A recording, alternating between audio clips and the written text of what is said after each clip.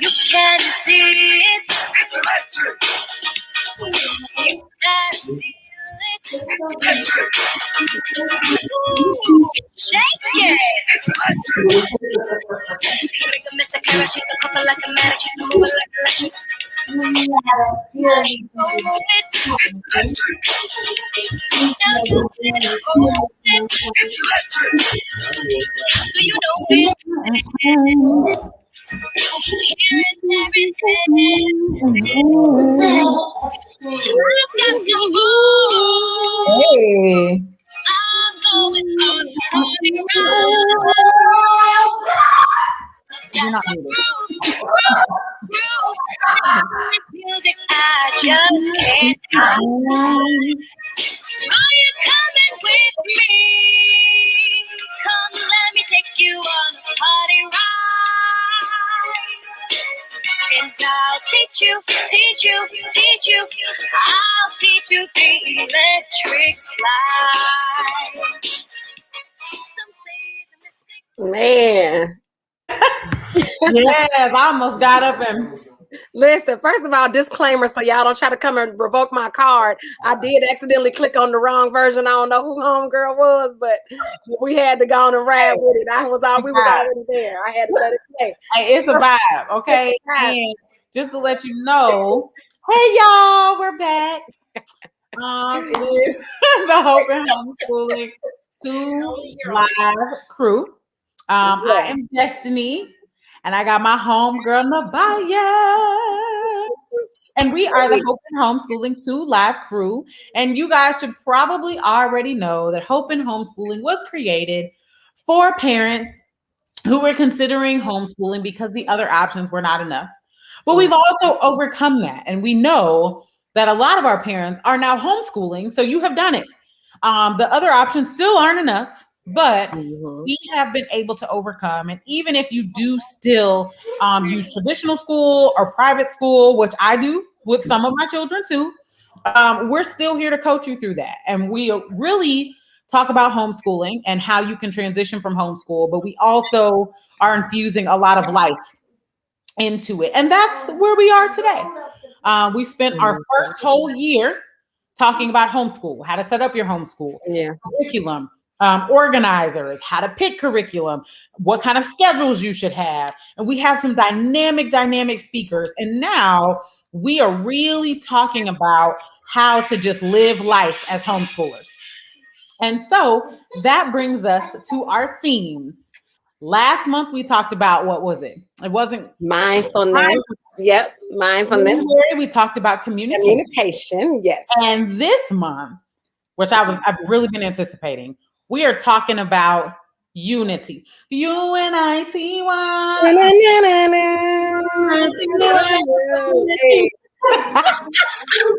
And so we are talking about unity because, as you know, as the Black community, unity is sometimes, unity is sometimes, it's a controversial topic in our community. And so we definitely want to talk about it this month. And so we are kicking it off. Kwanzaa style. Can y'all tell we need to get out, go to the club or something? Like I know, clearly we've been in the house. We've clearly been in the house. But we're kicking it off talking about Kwanzaa 365. So Nabaya, tell them what we about to do. Man, so guys, like I'm so excited about this. You know, every December, those of us who, you know, acknowledge, you know, and keep, you know, the tradition of Kwanzaa. Kwanzaa Nashville does, I mean, the best job I personally have witnessed, you know, with, you know, having, you know, something, an event for every principal each day. So there's 7 straight days. This past Kwanzaa, guys, go to Kwanzaa Nashville. The videos are there. Go back and watch it. Like, bruh, clearly, thank you. Okay, thank you. He was bringing me a piece of orange. I'm not gonna fuss about the fact that he interrupted me. And he know I'm on this live. Son, your book, the book. I mean, and we've gone out to the park today, y'all, and he's just still a ball of energy. I'm going to turn on a meditation for him shortly so he can start to kind of settle that energy down. I think it's time for some mindfulness. Let's reach back to some of what we talked about last month. Mindfulness.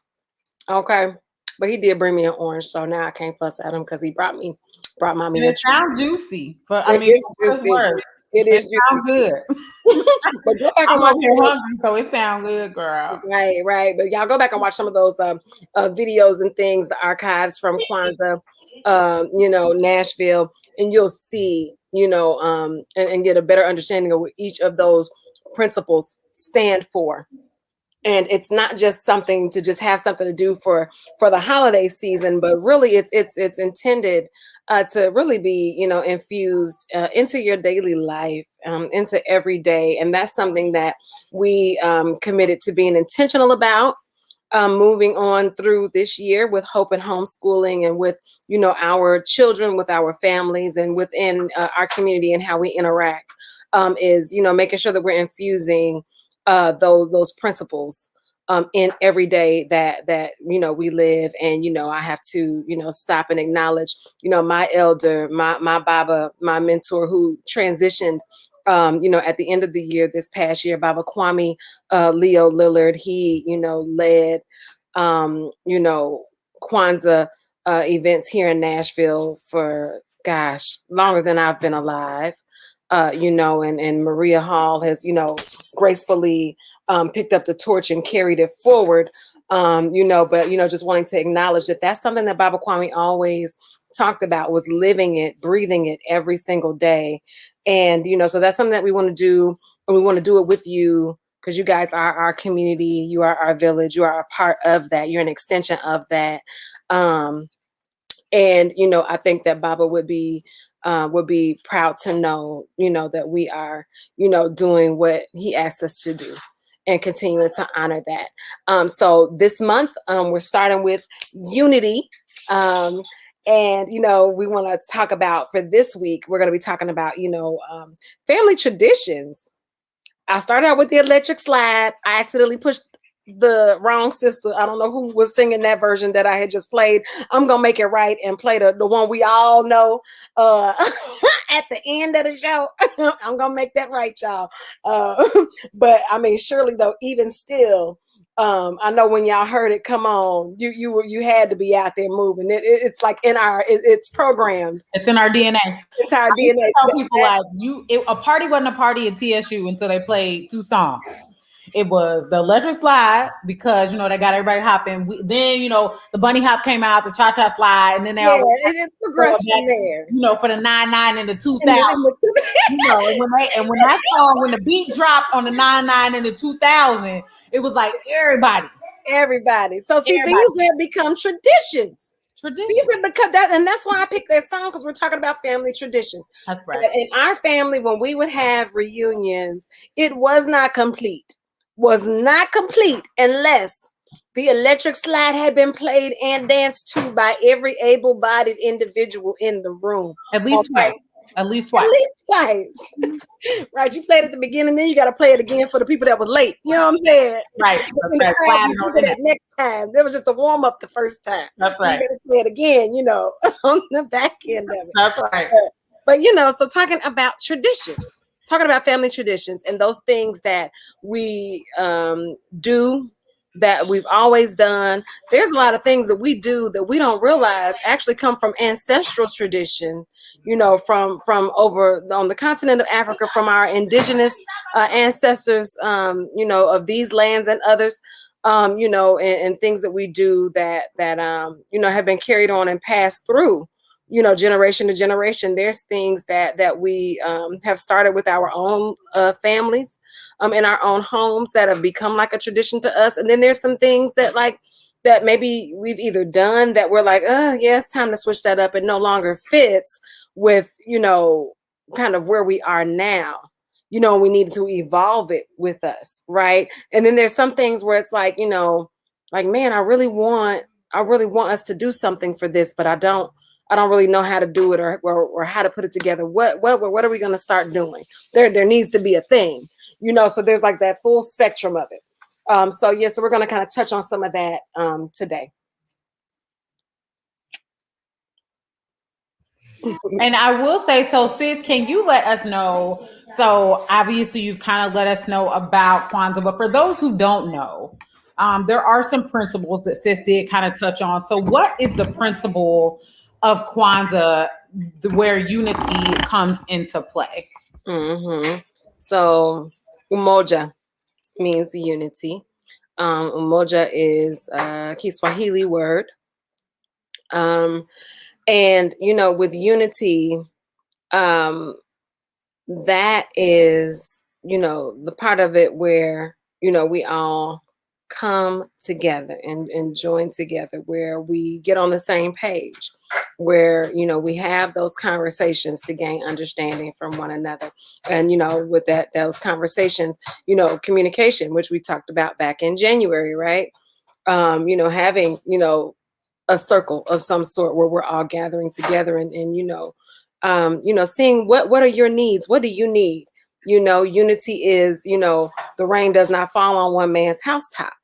Unity is, hey, if that is happening to you, then it's happening to me. Because if it happened to you, it's only a matter of time before I'm next if we don't fix this. Or if we don't correct this, if we don't stand up against this, if we don't speak out on behalf of this, then it's going to happen to me if it's not already. So your problem becomes my problem, and I'm going to help you solve your problem. The umoja is to me is advocacy work in our communities. Umoja is Gideon's army. Umoja is, so many, other organizations and wonderful individuals who come together to say, hey, here's the problem that we are facing collectively. And, here's some solutions. Here is how we can solve that. Here is, some ways that I'm willing to put in the work and the effort, to bring about change and better those situations for others. Unity is, even all the way down to something as simple as unity is, okay, girl, we going out, we all gonna wear red shirts and in the and the slides. You know what I'm saying? Like, what, we all gonna put on the red lipstick today. Like, shoot, that's the next time. Let me know, girl. I'm gonna put on my red lipstick too. We gonna have it on the red lips. So getting on the same page. Making sure that we are unified, and that we show a collective front. Now, that's so important because we need to make it very clear that we are impenetrable by outside forces. That there will be no outside entities that can come in and disrupt us and turn us against each other and cause us to do each other harm in any way. So, that unity is, yeah, okay, behind the scenes, maybe we have some things we need to work out, but guess what? When we in public, we're not going to be embarrassing each other in the streets. We keep family business, and we handle it at home. That's right. When we're out in the community, when we are out, in front of the masses, we show a unified front. We find a commonality. We find a thread of consistency among us where, hey, we may disagree on this, and this, and this, and this, but you know what, though? This right here, this point right here, we all agree on this, and we're going to stand on that rock solid on our square. That's right. That's right. And so unity is that, Right. And I think that that's so important that you say that. And as we were doing our planning session for Hope and Homeschooling, we were talking about what can we talk about? Like, what can we bring to our viewers? What can we bring to people that will, happen upon us on Facebook or, type in homeschooling Black people like I did on YouTube. And we really wanted to talk about some things in our community that our children needed to see in order for our legacies to continue. Because I've seen so much of our people blasting each other. I've seen so much of people putting people on Front Street. And unfortunately, and I was talking to my husband about this the other day, like, there are so many other cultures that I don't see do that. That doesn't mean that it doesn't happen. So don't get your feelings hurt. But what I'm saying is, like, there are so many times in my culture, and that's probably because my algorithm is a lot of my culture, that I do see that. I see so many hood fights. I see so many baby mama drama. And I really don't see a lot because I've cleaned up my timeline a lot, y'all. And y'all can do that, FYI. You put positive in, you search positive, positive will come up. You search negative, negative will come up. So if you're seeing all the negative stuff, that's because you're looking at it and your computer is saying, "Oh, they like negative." But for me, really digging deep into the principles of Kwanzaa and the 7 days of Kwanzaa and how can we stretch that out to be a year, and knowing that the principles themselves will get like if our community just dug into those principles every day, like we would start to see a change.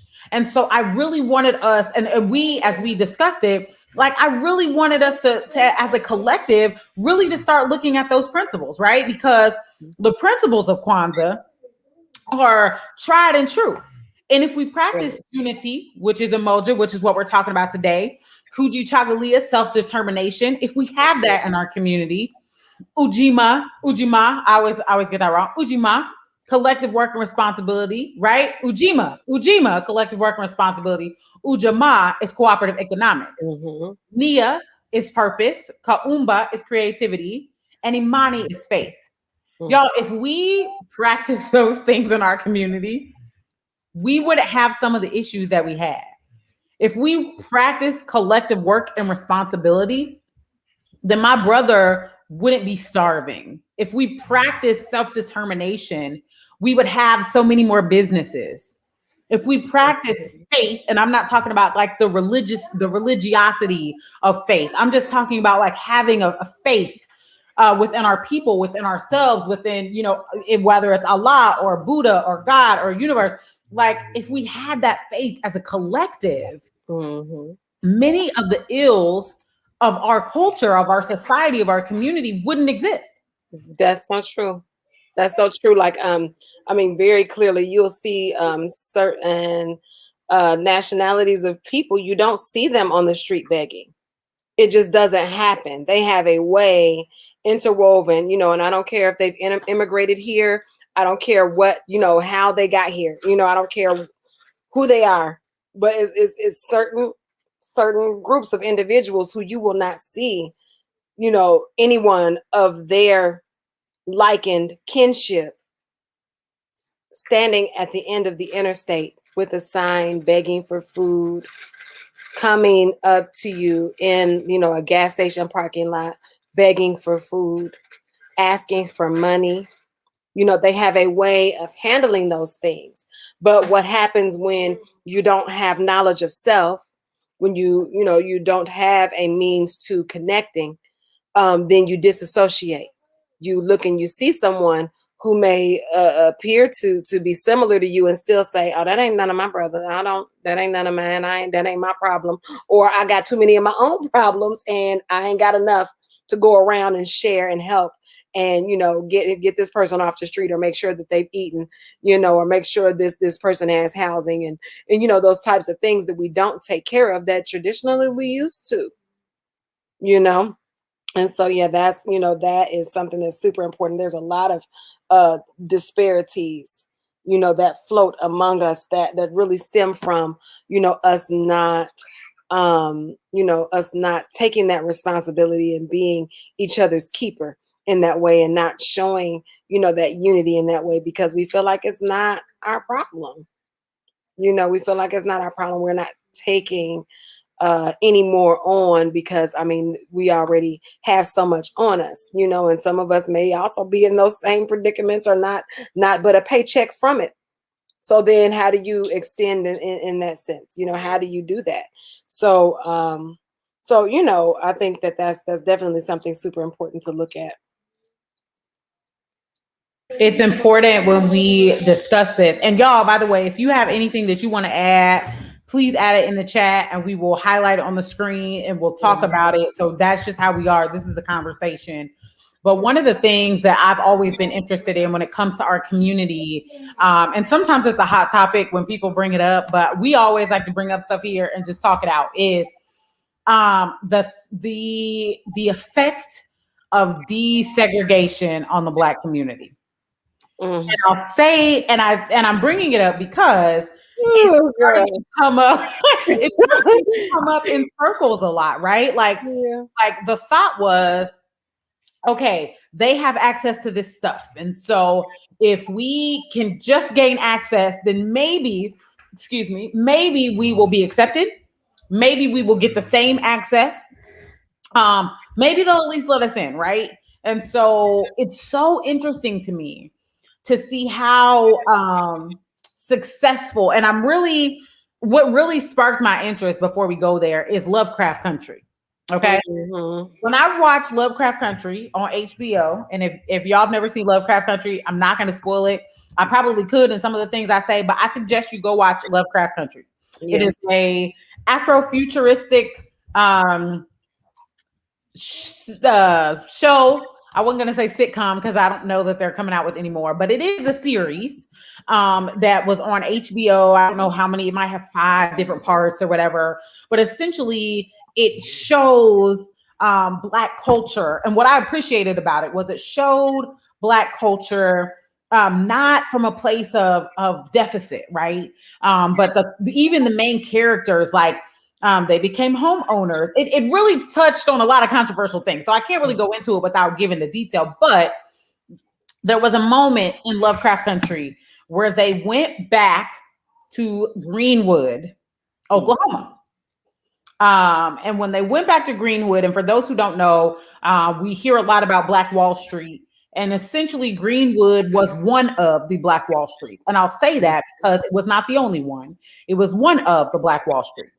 My husband and I recently watched a movie called, what was that movie called? 24th, 1913. Was it 24th? I think it was called 24th. And it's on, like, I don't know, Stars or something. And it was about the 24th Regiment, which was a segregated military regiment that got stationed in Houston. And, they ended up kind of essentially like killing some folks because they was tired of how people was treating them. Okay. And they got, they ended up, they were being treated very bad as military men, and all they wanted to do was be treated as men.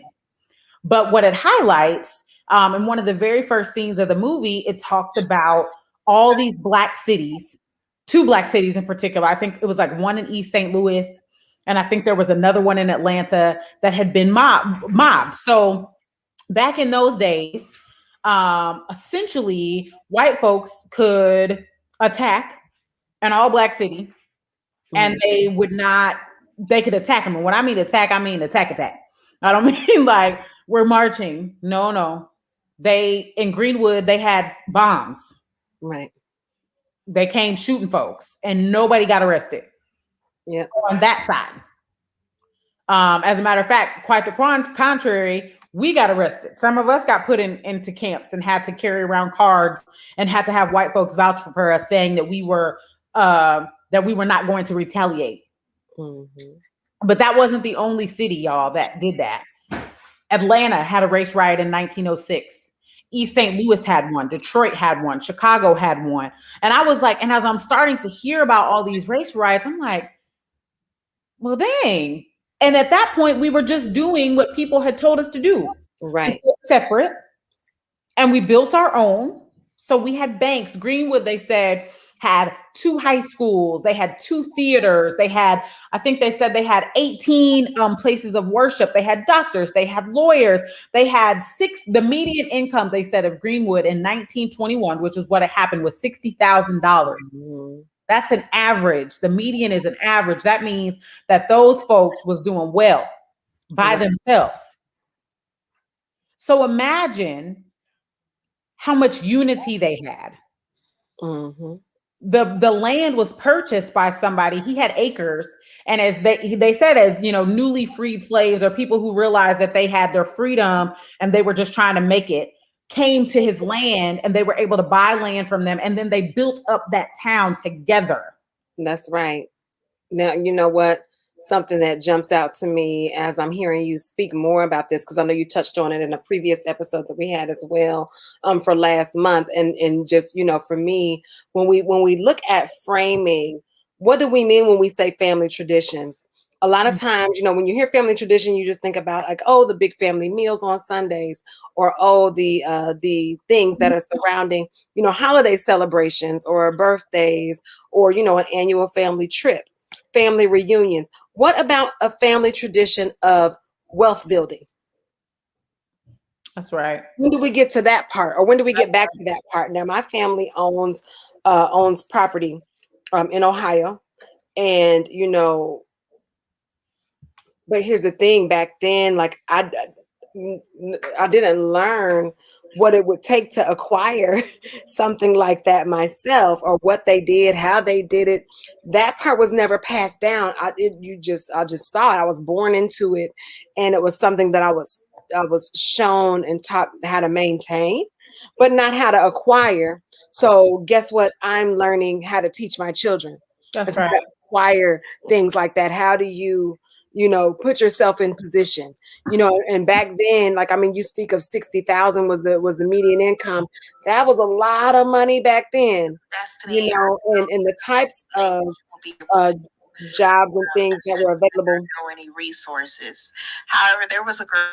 Hold on, I'm hearing some. I don't know if that's me echoing or something else, but yeah, I don't know. My great grandparents, their occupations were very menial. They were very menial. I mean, they was black in the early 1900s. Hundreds. Okay. The hundreds. The 1900s. Okay. My great grandmother was born in 1895. Mhm. Um, so can you imagine what she grew up in and what she grew up seeing? Mhm. So it's like, it's not like they were like bankrolling big Right. money. They weren't no software developers and architects. You know what I'm saying? Right. They had very menial, uh, sources of income and very menial provisions, and had a house full of children. So it's like, how were they putting aside money? How were they saving? How did they invest? What made them decide to move from South Carolina to Ohio? Like, cost of land have anything to do with that? Like, oh, it's cheaper there, or oh, it floods less there, so we'll be able to, like, what, all those things. Like, that's a tradition. Our stories, our family stories, that is a tradition. You know, the griot, the storyteller, in the village, the storyteller in the family. Everybody's family has that elder that knows who everybody is. They can, look in the room like, oh, that's such and such's, grandchild. That's, oh, this one is, and they can run down the whole family tree off the top of their head, right? But they're aging out. They are becoming older. Many of them have already transitioned to the ancestral realm. Some of them are, straddling that fence. That's right. And it's like, and as they're aging, what do those family traditions look like That's right. that will allow us to preserve those stories and that history? Who is making sure that those pictures have been, taken care of? Who knows where those pictures are, those old family pictures that we can, preserve and keep, well enough to continue to sit down with our children and tell those same stories that were told to us. An oral tradition is something that is very much ingrained in our ancestral traditions. So it's like, does that become a part of your family tradition, that you sit around and have story time and you go through old photos, and maybe grandmama or great auntie won't let you take them pictures out her house, but you bring your camera, you bring your phone, and you take pictures of the picture, and you bring them back to your home so that you can go through those with your children and tell those stories and find out as much as you can, because once those stories have been buried away, sometimes they are buried forever. That's right. That's right. Then it's like, how do we know how they put a green wood together? That's right. How many meetings? When did they meet? Where's the meeting notes? That's right. Who's the secretary taking the minutes at the Greenwood, meetings? Like, well, how did they do this? And I mean, I know that there's, some historical records that have been found and disclosed Right. as of now, but just using that as an example, we all have a Greenwood somewhere in our family. There was a family member that was doing some very Greenwood-ish things. And do we know how they did that? And do we really understand the importance of making sure that we also do those things, to the best of our ability? So what kinds of traditions, are we preserving? Are we establishing? Are we carrying forward? That's right. That's right. And you say that, and I wanted to, we had highlighted it, but I found an article. So I wanted to like run down the cities because I think, again, sometimes we don't hear about all of them, right? And so I wanted to just give a couple because I need to give context. We need to give context about how our people, there were all Black towns, and these Black towns were successful. And they started them from nothing. So you're talking about they had something called Blackdom, which was in New Mexico. Now that sounds like a place I could live. Blackdom. Mm-hmm. Blackdom. They had Hobson City, Alabama, Allensworth, California, Rentisville, Mm-hmm. Oklahoma, Clearview, Boley, and Langston were all in Oklahoma as well. They had Mound Bayou, Mississippi, which was founded in 1887 by a freeman, and that still exists today, y'all. Eatonville, Florida, which was where Zora Neale Hurston grew up. You had Greenwood, which obviously we all talked about. That was created, and I love the Greenwood story. It was created by a man. He owned 40 acres, y'all, and he only sold it to color people. Mm-hmm. That's all. Okay. There was again Blackdom, Bowley Creek Nation in Indian Territory. So it seems like, and let's not get it twisted. Let's stop there because unity is so important in so many ways. We don't realize how much of our history has been so robbed from us that many of us, you know how we always hear the girl, I got Indian in my family, but no, really, you do. Really, like for real, yeah. Like, for real, you do. For real, And for real. so, but imagine now. Here's the interesting thing about that: Indigenous people currently in our culture have so many. I don't want to say rights, but they do. Right? If you are considered a Native American and you have the card, because I had a friend who had the card, like she was tax free. She, obviously she had the reservation, so they had land on the reservation. So imagine if a majority of us over here in some way, shape, or form were indigenous or could at least claim that, because many indigenous tribes either took us in, like, I was explaining to some people that as Black people in America, a small percentage of us came like via the Atlantic slave trade. Many freedmen were here. There were already indigenous brown people here, like on this continent. And so even if your ancestors were brought over and you could trace that back, you should still be owed something. And so a lot of enslaved people ran to the Seminole Nation in Florida. They joined these indigenous Indian tribes and they were welcomed with open arms. So imagine if you could actually claim some of those indigenous rights. I could tell you what I could do if I was tax free. A lot. Right. Like a lot. I could tell you what I could do if I was entitled to some land. A lot.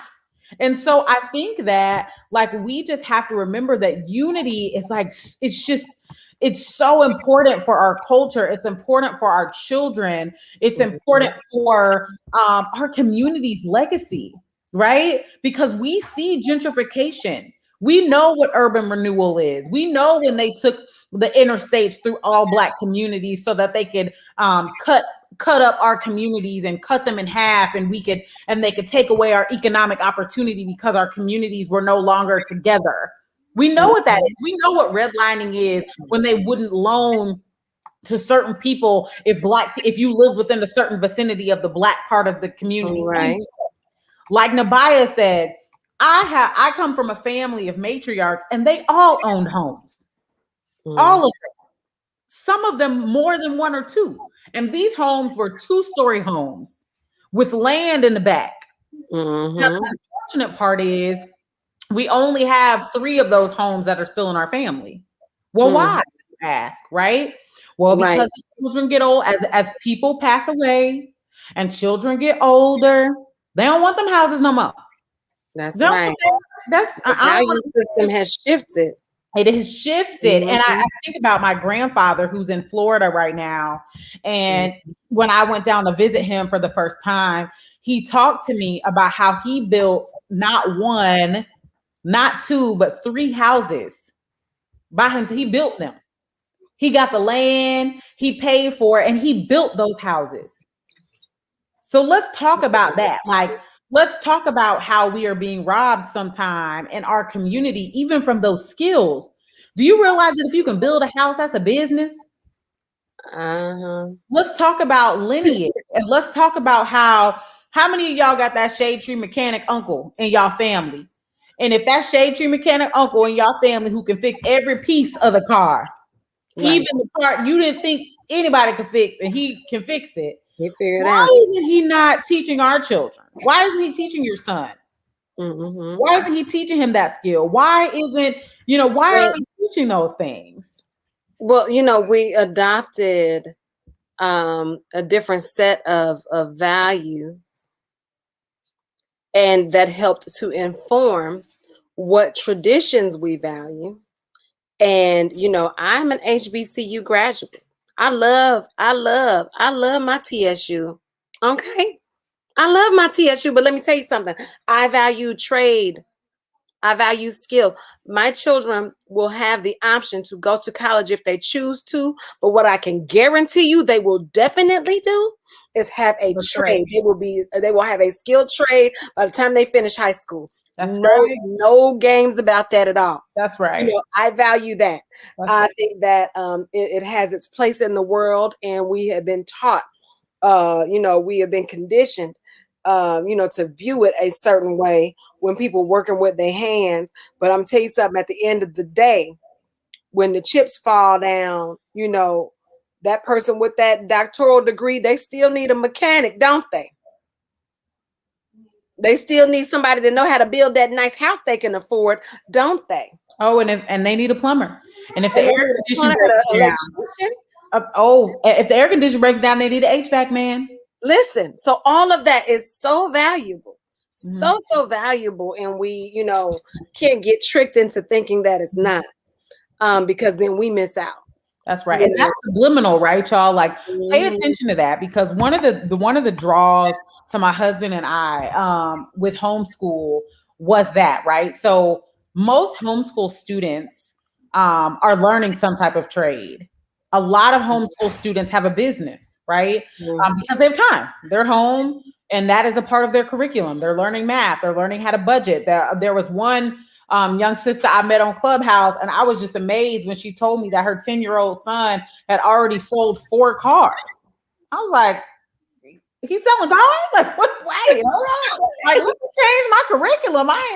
Something's wrong. But and seriously, like, his goal was to have, I forgot how much she said he wanted to have saved by the time he was 16, because he wanted to buy his own car. And so he was originally making bracelets, she said, and she started laughing. She was like, he has an aversion to hard work like me. She started laughing, but she was like, I'm playing. She was like, it just took a long time to make those bracelets, but he obviously made a decent amount of money off the bracelets, because some of that money he had, he was able to take a loan out from his dad, and he went to the auction. Well, his dad helped him fix up these little cars, so it couldn't have been nothing that wrong with it. So he took the car from the auction. His dad helped him fix it up, and little man sold the car and flipped. Oh, honey, I got wow. Now that's some power. That is power, and that is empowerment. Yes. Don't you know that boy ain't gonna never want for nobody to? That's right. He gonna know how to make his way. That's right. And I said to myself, I was like, man. But then I started thinking even deeper, and I was like, well, wait a minute. Who were the first plumbers? Who were the first electricians? Who were the first carpenters? Who was building stuff originally? It was us. And what happened is we started, and I know where it's a breakdown, right? Because at some point, our lineage said, I don't want my children to have to work as hard as I worked. That's right. I want you to go to school. I want you to get an education, because if you get an education, then you can work you don't got to work as hard as mama, right? And That's I right. understand, right? Like there was that love and that care there for our children. But I also Protection. We thought that was protecting. it was You protection, know. not realizing that we have an even harder fight once we get into the boardroom, right? I would rather do hair. It might be hard, but if I can have a beauty shop and I can have 3 or 4 sisters in there and we all making money, because you braid and you do locks and I do relaxed hair and you do natural hair, but we can all do everything. Then we got the nail tech sis over here. Then on the other side, we got a barber shop. Like we all making money together, right? That's right. Different when I have to go into the boardroom where I'm one of the only that looks like me. Do you realize how hard it is to establish unity in an organization when there's 3 Black folks? It is always a calculated, it's always a calculated division, right? Mm-hmm. When they're because the reality is we as a people, we're communal, right? So when I go somewhere, I'm automatically trying to look for the brothers and the sisters, right? Because I'm just trying to make sure that I can identify with somebody, even if it's just culturally. And then what happens is we get there, and the powers that be, try to break us up and try to cause division amongst us. And what's so sad is we fall for it. So now you got the only 2 Black people in the building, and they ain't speaking. Girl, you gonna turn your way, and I ain't even gonna talk to her because so and so said, and you ain't talked to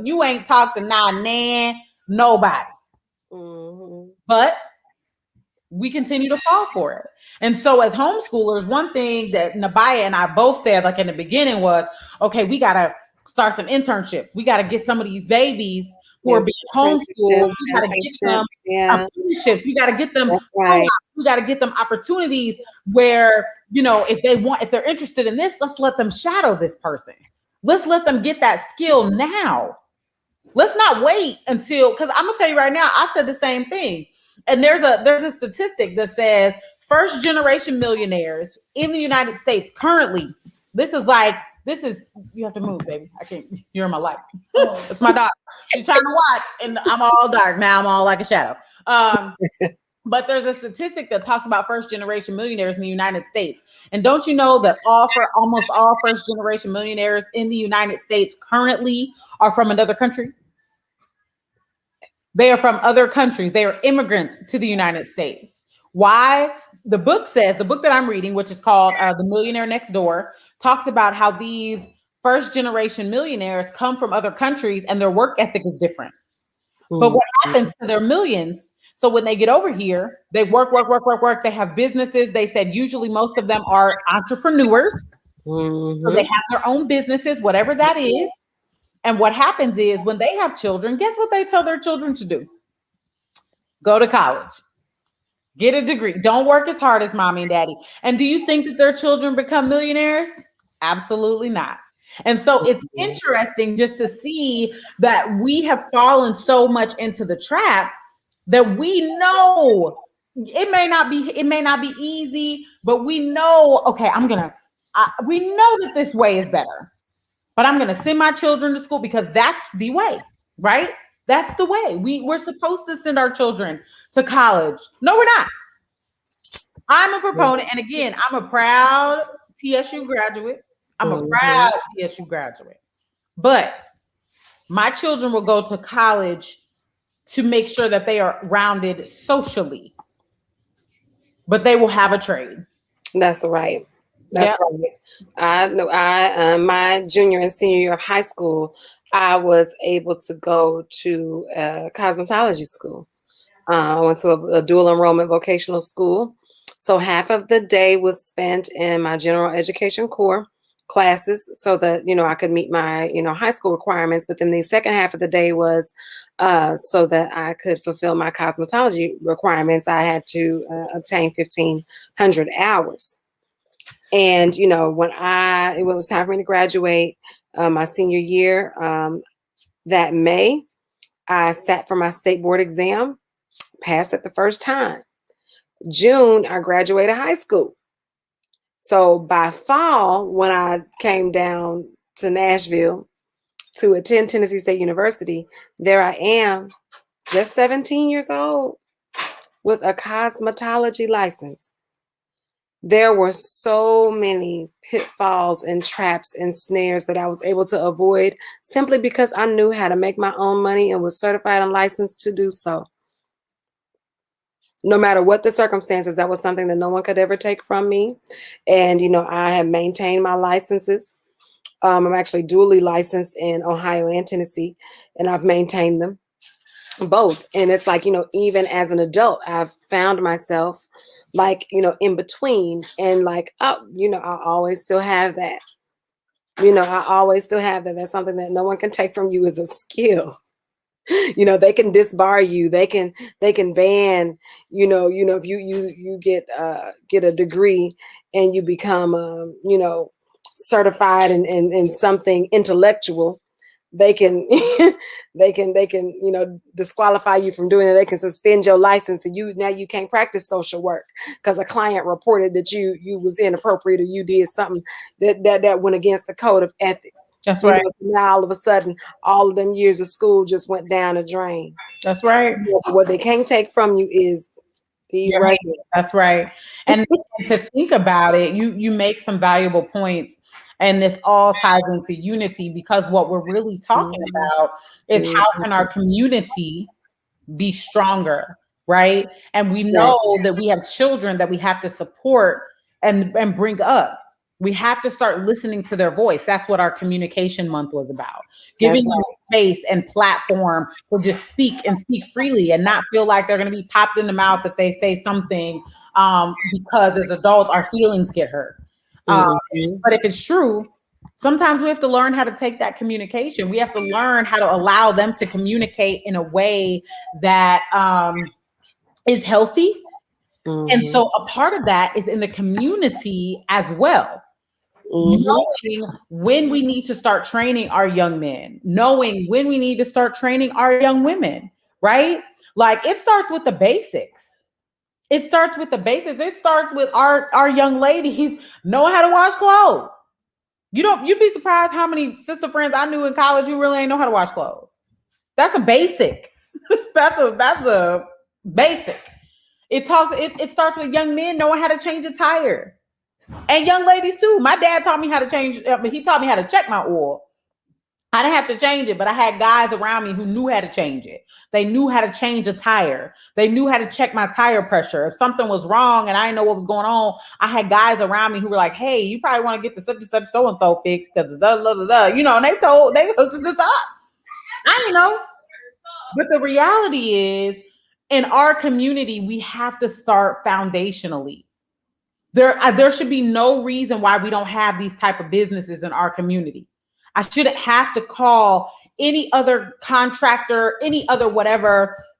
And what I really want us to work on in our community in terms of building unity is I want us to work on our succession plans. Why is it that in our community we have a tough time picking a successor? Right? We have a tough time.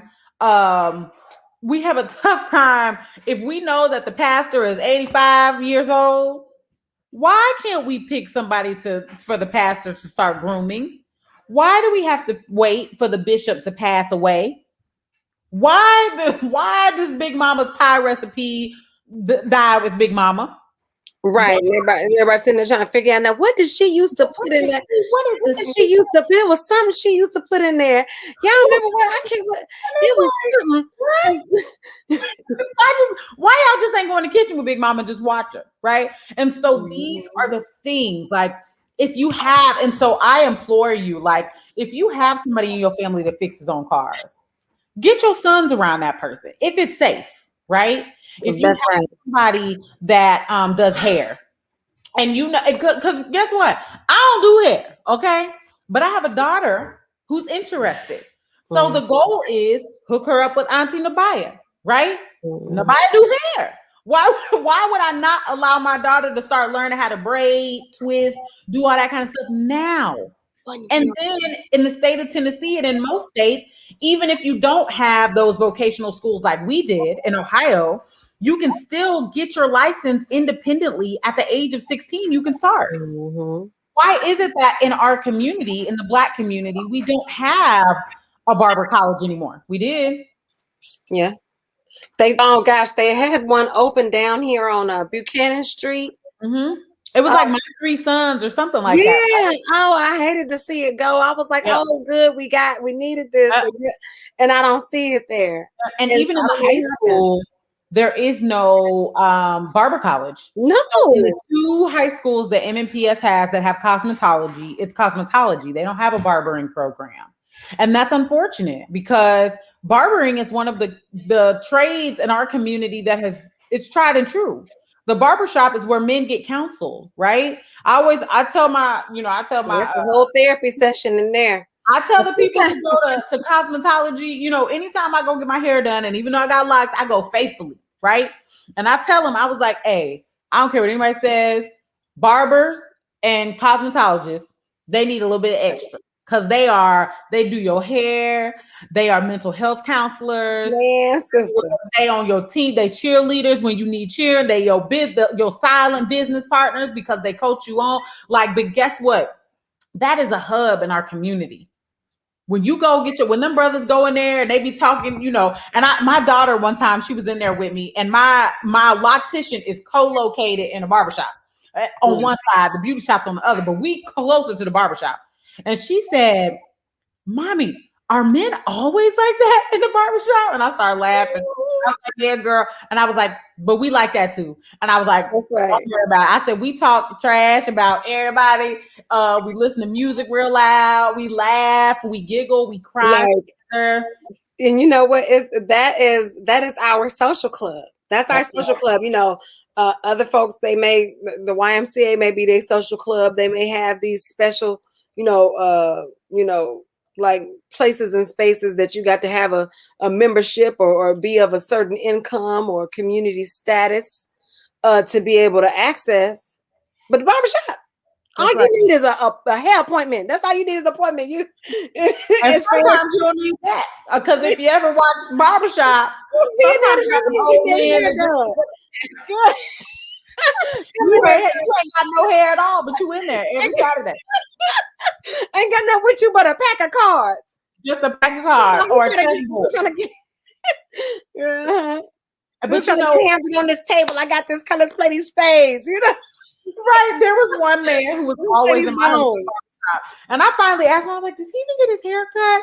And Charles was like, nah, he just come to challenge people in chess. And I laughed, but I realized that for our Black men, for our Black kings, that's what they need. They need an outlet, especially them, because a lot of times we as women, we will cry or we will let our emotions out and it comes out. But for our men, sometimes they don't have that. They don't have that outlet. And so it's important, again, that it's another tie about why we need to strengthen the unity in our community. We have to strengthen it so that way our brothers, our young kings, our young queens, when they grow up, they feel like, okay, we have this place here. We can identify, right? Because the reality is at some point, our unity, it broke down a little bit, but it was systematic. Our community wasn't always tore up. But imagine every time you try to establish something, a collective comes in and burns it down, and they kill you. And then and after a while, you're gonna be defeated. You're gonna feel like, man, no matter what we trying to build anything. Right. And absolutely, you're going to stop trying to build because what's the point of building if somebody's going to tear it down? I'm just going to continue to do this thing, or people leave. And it's been funny to see all these expats, that's what they call them, all these African Americans who are moving to other countries. I'm not saying that's the right thing to do, but what I'm saying is that at a certain point, people get tired. They get tired of building things to have them torn down. And then once we stopped being able to build, then you had Reaganomics, right? Then you had the war on drugs. Then you had the crack cocaine epidemic. Now you have 3 strikes, you're out. So we go from you are an economic powerhouse where you are creating your own communities. You're doing it. Oh, you want to do that? We're gonna burn them up. So now we burn them up. So now we are down. Then you have the civil rights movement. Then you have the Black Power movement. Oh, now that we got rid of all these powerful Black men and women who are trying to speak out and unify, because that's the key. The key is if we ever truly unify, we would be a force to be reckoned with in this country. That's right. And, let's not forget the interstates running through the communities. Historic Jefferson Street, right here in Nashville. And there is a Jefferson Street type story in about every Black community across the country. Absolutely. And, once again, giving, acknowledgement to Baba Kwame. That's something that he would say often because he was a civil rights leader. He was, a part of the, lunch counter sit-ins and, things that happened here in Nashville. And he spoke about, the focus of the time was getting, access to these establishments, to be able to eat at the lunch counters, to be able to have, our children go to school with their children, which, as we can see, hope and homeschooling had to be done. So it's like, have we really, gotten out of it what we hoped we would? And so it's like, yes, we maybe had access to the restrooms. We gained, our ancestors fought and gained access to the restrooms, to the lunch counters, to the department stores to be able to try on things in the store, all of those things. But it's like, meanwhile, while they were focusing on that, nobody paid attention to the interstate getting run through the neighborhood and completely divided and severed it in half and like cut the head off from the body and killed it. It. That's right. And so, yeah, I posted that in the chat. And what we're going to start doing as we're referring to this, what I realize is there may be some people who don't know what we're talking about. And that's okay. Like sometimes our Black history has been so hidden that in many times it felt okay for those that have oppressed those in the past to call slavery indentured servitude, right? When you whitewash it or you water it down, it makes it more palatable. If you actually address it for what it is, then that means you have to apologize. And when you have to apologize, you have to pay recompense. That means that you have to pay back people for what it is that you took. So if you apologize, that means you're admitting that something happened that was wrong.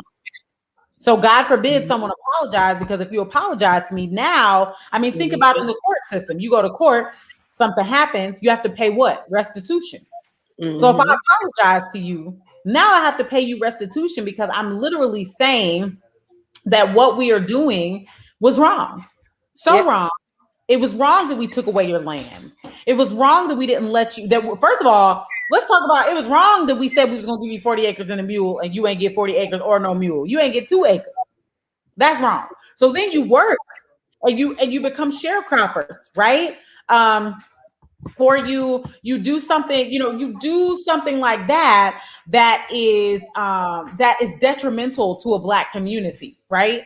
And then after you do something that is detrimental to a Black community, then again, we've thrived even through that. Thus the advent of historically Black colleges and universities. And so I think it is interesting that we continue to struggle. And we even continue to use the terminology of the struggle continues, right? Because they always say that, what you speak is what will continue to happen. So I try not to say the struggle is continuing. I try more to say, like, we just got to keep building unity in our community. We got to keep doing it. There are some amazing brothers and sisters, even in Nashville and Cincinnati, that are really trying to do the work. We're everywhere. But we just have to start getting on the same page. We got to start making sure that we are loving on each other the same way. And I was gonna say, we have a brother in the comments that says slavery is a made up word that don't exist. I can understand that. I would love to know your perspective. I would love to know the perspective that you're coming from. I think people can be slaves to their circumstances. I think people can be slaves to their environments. They can be slaves to their jobs. So I don't know that I understand exactly what you're saying when you say slavery is a made up word that doesn't exist. But I would love to hear what it is you're talking about. Yeah, so if you want to expound on that, brother, a little bit more in the comments, there may be some people who are not familiar with the terminology that you're using in this particular, setting at this time with the topic. So saying that slavery is a made-up word that doesn't exist, will you go back to that particular statement and expound on that a little bit more so that, those who are reading along in the comments with us can get a better understanding of the framing that you're choosing for that. So yeah, I mean, it's so many layers, and levels to it, Oh, that's what I was getting to. So I dropped Mhm. a link in the chat because running interstates through African American neighborhoods was government funded, right? It wasn't a state thing. Interstates come from the federal government. And so the plan to essentially cut in half or divide thriving African American centers all throughout the country was created by the federal government. And then it was just carried out, obviously, through states, mostly urban core states throughout the United States. A really good documentary. Well, it's probably controversial, but I always watch Hidden Colors. I tell everybody, you want to start there, and then just unpack it how you want to unpack it, right? You got to everything. I always tell people, anything that I hear, I have to keep researching. Anything that I hear, my husband. That's right. Anything that you hear, you have to keep researching it. You have to keep digging. You have to keep searching. You have to keep going higher. And I think it's very important for us to remember that, right? I have so many books in we have so many books in my repertoire. I tell people all the time, my husband went from Christian to Hebrew Israelite, from Hebrew Israelite to Buddhist, from Buddhist to Islam. Like, he searched, right? And so he settled on the principles of Islam, but he understands how, as a people, religion has just separated and divided us all. And so again, unity. If you watch the documentary about Haiti and the Haitian Revolution, you will see how originally Haitians were all different religions, right? But when it came to the revolution of Haiti or Haiti, they what it said in the documentary was that they left the religion at the swamp. So when they entered the swamp to come up with that plan on how they were going to become free, free from the oppression of the French, right? When they did that, they left whatever they believed at the swamp. Because when they came into the swamp, they were Haitian. It's not about you over here, you Second Baptist, and I'm Islamic over here, and I'm this over here, and I'm none over here. No, it's about we are us. There was a unity. That's right. At the end of the day, and that circles back around to what we touched on at the top of the show was, there may be some differences here and there, but at the end of the day, what unity is having that understanding, like, hey, there's a baseline. There is a common baseline, a common standard, a common foundational, connection between us all. There are some foundational principles that we all can agree, core concepts that we all share in common, borrowing that from Infinity Fellowship. Right? There's a line in their statement of infinitude that says, the core concepts that we all share in common. Okay. So we have to have that. Like, because those little differences divide us in such a way that we can't afford. We've never been able to afford it, really. And we definitely cannot afford it now. So, it's like, what are those traditions? And just really quickly, Destiny, I know I saw my big brother, Charles, and I always call him my big brother because he's so tall. He's actually younger than me, but my big brother, talking about, trying to coordinate and plan and, you all's family gathering, family reunion, right? That's right. So, it's like, how do we begin to infuse some of these things into our, family gatherings to, get folks on the same page. I talked to a cousin of mine and was like, hey, I really want to get the family back together and do this and do that. And she's like, good luck. I'm like, dang. but the reason, you know, and we talk about this because as you're doing, I'm doing it. I think our generation is trying, right? I think I told somebody like, my generation, we're millennials, and we have hope. We have pie in the sky hope. Um, I appreciate what the brother Carlton said. There is good and there is evil, and that's it. I love and I appreciate your opinion to this discussion. I think we always try to stray away. I'll speak for me. I always try to stray away from talking about people, especially our people in specific religions, because what I realize is that as a people, culturally, we've always been spiritual. It's hard for me to say and to tack us down just to one religion, because when you go to just one religion, you start to separate, right? And you start to ostracize your people. And so what I will say is keep climbing, right? Because, you know, keep climbing, keep searching, because whatever it is that you believe, I'm still going to love you and respect you as a brother and as a king, right? My husband I'm definitely going to respect him as a brother, because he's my husband. But what I do know is that in terms of religion, I'm never going to look down on anybody's religion. I'm never going to look down on any of that, because again, we've always been spiritual people. When you look at Ifa, right? We've always been spiritual people. When you look at voodoo, we've always been spiritual people. Religion is not of God. He never brought religion. Absolutely right. Now that I agree with. Absolutely right. Absolutely right. We've always been spiritual people. Religion is what divides us, right? And it's going to continue to divide us. The more and more we focus on religion, I don't have time to focus on religion, and there are people starving. If there are people starving, if there are people who can't make ends meet, that's my job as a sister to try to figure out what I can do, right? And so I love this conversation. I appreciate you, brother. We are here every Wednesday talking about unity and the community. We have guest speakers who come on. We really talk about homeschool. So this is just an opportunity for us to infuse life into homeschool. So I appreciate it. My husband is definitely a Black man, and he's actually on here, and you can DM him if you'd like. His name is Charles 2-Star Burns, and he would be more than happy to talk to you about his religious choices and how he is leading our family. So yes, Carlton, you can DM my husband. He is right there.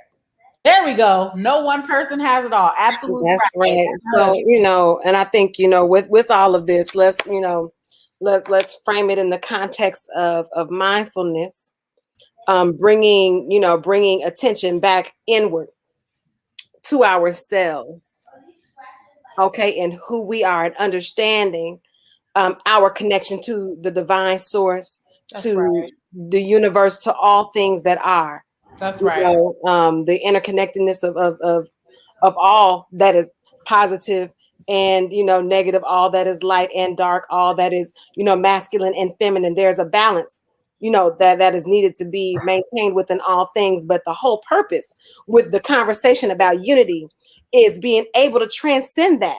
That's to be able to rise above that and go beyond that and expand far outside of those parameters and those boxes and those boundaries that keep us confined and choked, and detached from the true essence of life. That's right. And life force. Those things that divide us are no longer necessary and no longer needed. And yet we gotta learn when to leave it at the swamp.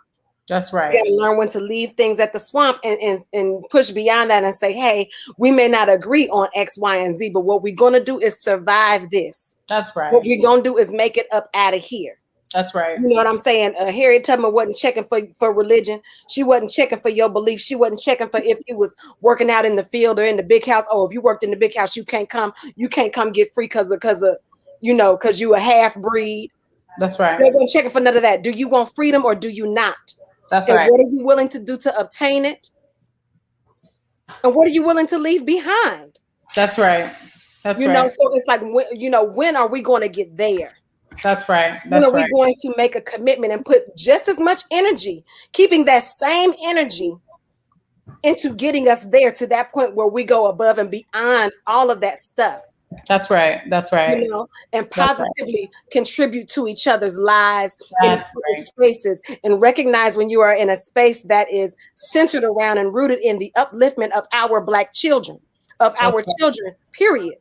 That's You right. know, and be able to leave those other conversations at the door so that you can come in and be of a positive contribution to the conversation that is taking place. That's right. And not seeking ways to further divide us and distract us from the purpose. That's right. And the That's end right. result, because that is how we have continually chased our tails. That is why we have other nationalities of people that look at us and say, "Dad, well, you know, my ancestors have only been in the Americas for the last 1,500 years, and they have obtained, you know, millions. How come these folks been here 400 plus years? That's right. And they still on the strip club? That's right. That's right. You know, they still, how come they ain't? Because Yeah, that's right. because That's right. that same energy that other folks have used to divide us, we have taken that spirit upon ourselves, and now we do it to each other. Absolutely. And this is not the space for that. We're not doing that here. That's right. That's right. Move on. That's right. So I think, you know, next week we are going to be, so obviously Kwanzaa 365, we're going to be talking about every month. We're going to start breaking down the principles of Kwanzaa, and we're going to really just start diving into it. So this month that is coming up, we are going to be talking about unity, and we're going to be talking about it all because you guys know that we really like to have in-depth but heartfelt conversations. And so I'm really excited. Like when we were planning this again, y'all, like we were super excited about breaking down Kwanzaa. And so next week we will be talking about family, which we was talking about a little bit today, right? Right. We were going to be talking about competition versus collaboration. It's layers. How many times do we see that in our community? Peeling back these layers, y'all, and peeling back the layers. Into it. Absolutely. Then we're going to be talking about leveraging our strengths and avoiding isolation. How many times have we, you know, and again, we're talking about peeling back the layers, competition versus collaboration. Oh my gosh. When we, as homeschoolers, we're talking about that. I say it all the time. I'm going to teach my children to collaborate because in our community, if we learn to collaborate, and yes, is there some healthy competition? Absolutely. But I'm not going to compete with you to cut you off. That's right. I'm going to collaborate with you because we all can eat. We all can win. That's right. And I want to see you win, and I want you to grow. That's right. That's right. Then we have navigating your lane and avoiding collisions.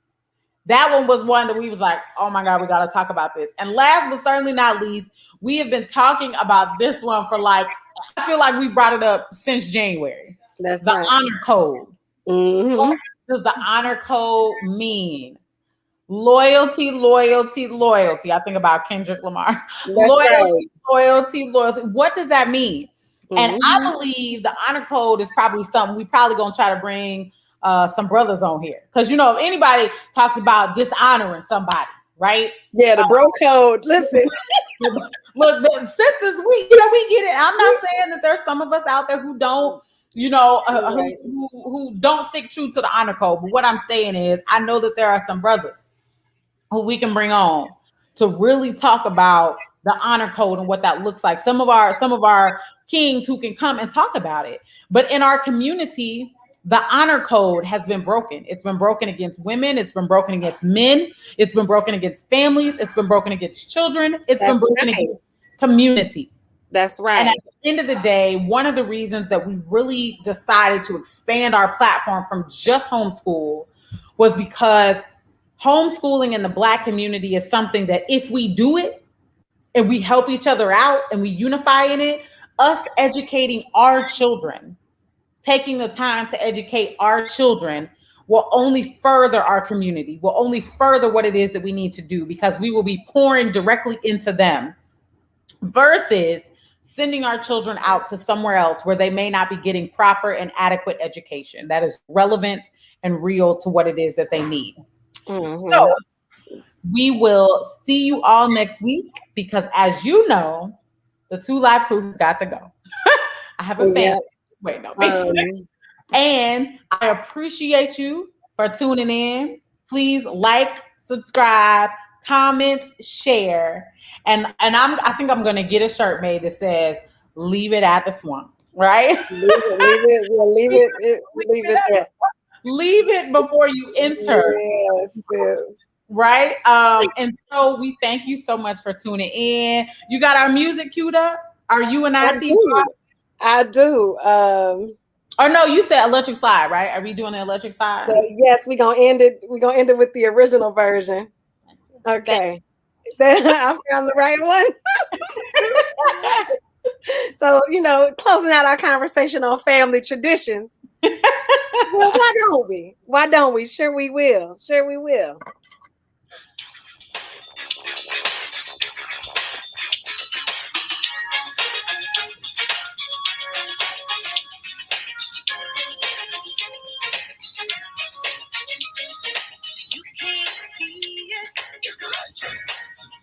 The original version. Peace, y'all.